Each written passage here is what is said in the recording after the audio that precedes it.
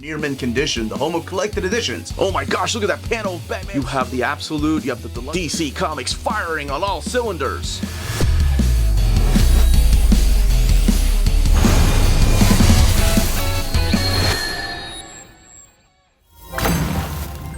Back in print is Batman Arkham Asylum Living Hell, the Deluxe Edition.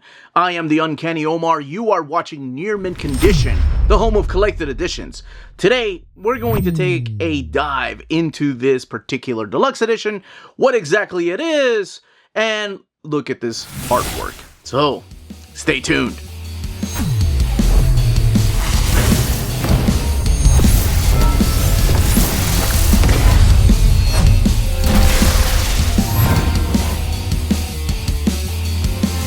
And welcome back, everybody. So here we have the latest Deluxe Edition from DC Comics featuring the Caped Crusader. Or does it really feature the Caped Crusader? Well, definitely on that cover.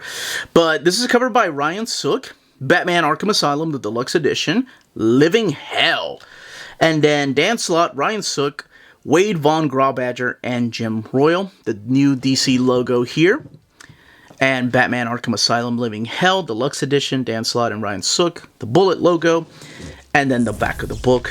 Welcome to the scariest corner of Gotham City. Now, before we take the dust jacket off, I'm sure most people are going to ask me, because of my reading orders, where would I put this on the shelf? Well, the book, or at least the single issues, originally came out in 2003. It was right around the time that Infinite Crisis was coming out. So this is where I'm putting it in my Batman reading order. But really, it's a standalone book that can fit anywhere. As long as, well, Bruce Wayne is Batman. But even then, it's kind of vague about it. It doesn't matter. All right, let's look underneath the dust jacket here, where we have the textless images in the front, and then the back. It's an image that goes across the cover. Just look like one of the covers from the inside of the book by Eric Powell. All right, let's go ahead and open it up and talk about what exactly this is, and look at this artwork, and look at the extras. Okay, let's go ahead and get this book open and talk a little bit about it. And here are your end sheets. Batman Arkham Asylum, Living Hell, the Deluxe Edition title page there. And that image and these images here are provided by Eric Powell, who of course did the original covers. And here are your credits. Dan Slott, this is some early Dan Slott era of DC Comics. Ryan Sook is the penciler, and also the collection cover artist. Wade Von Grawbadger, Ryan Sook, Jim Royal are the inkers. Lee Louvridge is the colorist, and Mike Hasler is the letterer. And Eric Powell, as I mentioned, the original series cover artist. This book collects Arkham Asylum, the Living Hell 1 through 6. The book has a total of 176 pages and retails for $29.99. And one thing I'm just going to go ahead and say is that this book, seriously, when I had it on my shelf, could be put anywhere because it could take place at any time during Batman's career. Because Batman is really not in here. What instead we get is a big, or I guess the biggest part of the plot, follows this character named Warren White. A man who calls himself the Great White Shark. And this is his first appearance. But what happens here is that this man, known as the Great White Shark, happens to be something of a loan shark. A bit of a shark when it comes to finances. He ends up rigging people's finances and hunting down loans and just being that type of criminal that ends up ruining people's lives that you see in documentaries or TV shows, the kind of person that goes around and just destroys your credit score and can financially ruin you. And it's weird to think about that that's the character we're going to follow through here, but through his eyes we're going to see the madness that is Arkham Asylum. Now, don't think this is madness like you would see in Grant Morrison's Arkham Asylum. This is more of the madness that you will see within the characters that make up Arkham Asylum through his eyes. So what ends up happening to the character is that he is admitted to Arkham Asylum. In a way, he kind of did it himself, really.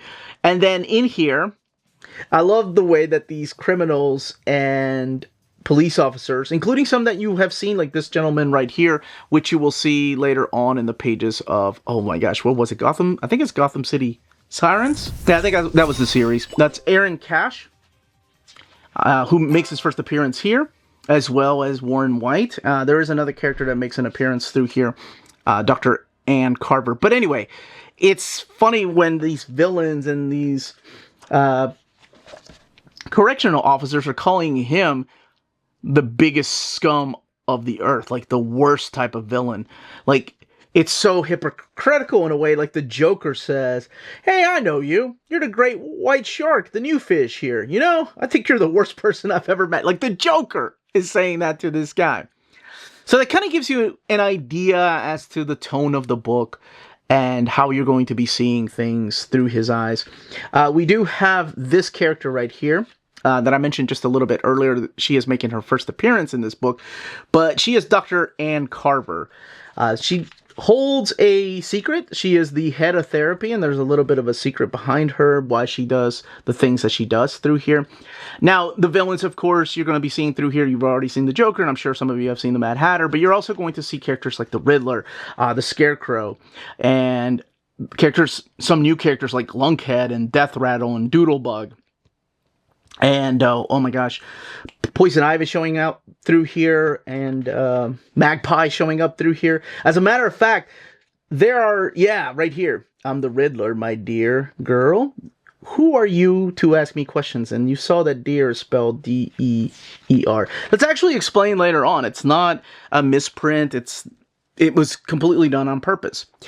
And when I meant that Batman doesn't really show up through here, I mean, he does make a cameo here and there to kind of solve the crimes, but for the most part, it focuses on the prisoners that make up Arkham Asylum, which we've seen in the Arkham Asylum miniseries, like I mentioned, we've seen in Grant Morrison's Arkham Asylum, but this is more like, if you've seen the TV show Oz, although not as graphic as Oz, it's very much like that, in the way that these characters come in and out of prison and kind of the way that they work the system. We get some new villains through here as if they've been part of the Batman lore forever, like Humpty Dumpty.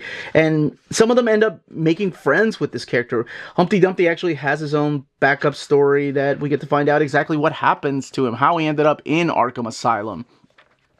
And characters like Magpie, who we haven't really seen a lot, especially back here during this time in 2003, there's a big riot that ends up happening. I think it's in issue 4 or 5, where the prisoners kind of take over. Very similar to, like I said, like Oz. What was that, season 3 or 4? It's been a long time since I've seen Oz, but I'm pretty sure that's when it was. But that's the hook of the plot, really, is following this guy named Warren White, who everybody calls Fish because that's what you call the new person or the new guy that shows up in prison, and seeing this madness through his eyes, and seeing everybody just acting different than they do around Batman makes for a really interesting story, and in a compelling way, because of the way that Dan Slott is so used to writing characters.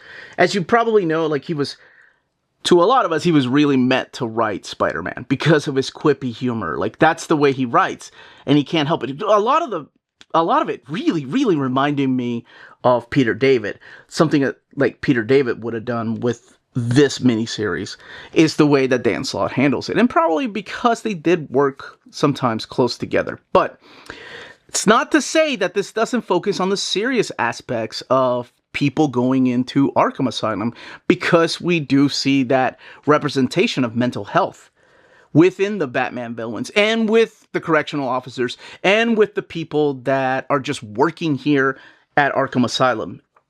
But it doesn't shy away from going into some deep and dark corners, with very, as I say, very, very little Batman, and he's there. And that's all really I will say about the series, because that is the pitch, and it's only 6 issues. And in the back, you see the serious proposal right here from Dan Slott. The character designs, this is Fish, who, of course, as I mentioned earlier, is Warren White. and Junkyard Dog. So these are some of the new characters like Doodlebug and Humpty Dumpty. That second issue is actually probably my favorite issue of the series. Death Rattle and Jane Doe, who I didn't really talk about. Erin Cash, and there's a reason why I didn't talk about her. And then some character studies. Again, this is some, like, Ryan Sook before he went on to do... I think it was right before he went on to do the Seven Soldiers of Victory, which I just fell in love with his art there. And then, of course, Peter David's X Factor. Here's the riddles, and he actually answers the riddles right here that you may not have caught. And then this cover right here, and your end sheets. So let's look. 176 pages. It is sewn binding and printed on this glossy paper stock. It does have excess glue, so from time to time, I'll kind of hold it down. There's not really that many spread pages, and it's mainly towards the beginning that you'll have to hold it down a little bit. But that is Batman Arkham Asylum Living Hell. I think this is the very first work of Dan Slott at DZ Comics. But that's it. That, as they say, is that. If you're interested in purchasing this deluxe edition, don't forget to check out our sponsor, cheapgraphicnovels.com, your online home for graphic novels and collected editions up to 50% off cover price. They have excellent shipping and prompt and helpful service. Check out their bargain deals for up to 90% off cover price. And don't forget, the CGN also takes pre-orders. That way you don't miss out on the hottest releases. And they are currently running a special promotion for you Minties. If you're a first-time customer, after receiving your order confirmation email, reply back to that email and let them know Near Mint Condition sent you their way. They will then apply a free shipping promotional credit to your next order in the US. Cheap Graphic Novels, your source for the hottest books with the kind of deep discount, quality shipping, and customer service that will keep you coming back for more. And that was the content, the page count, and build of this hardcover. In the comments down below, let me know if you are picking this up, if you have the original printing, or if you have the trade paperback and you're upgrading to a deluxe edition, and of course what you thought of the story. Do you like stories like this that don't really feature Batman a lot and focus more on the other parts of Gotham and the lore of Batman? But that is it, everybody. Stay healthy and safe out there. Much love.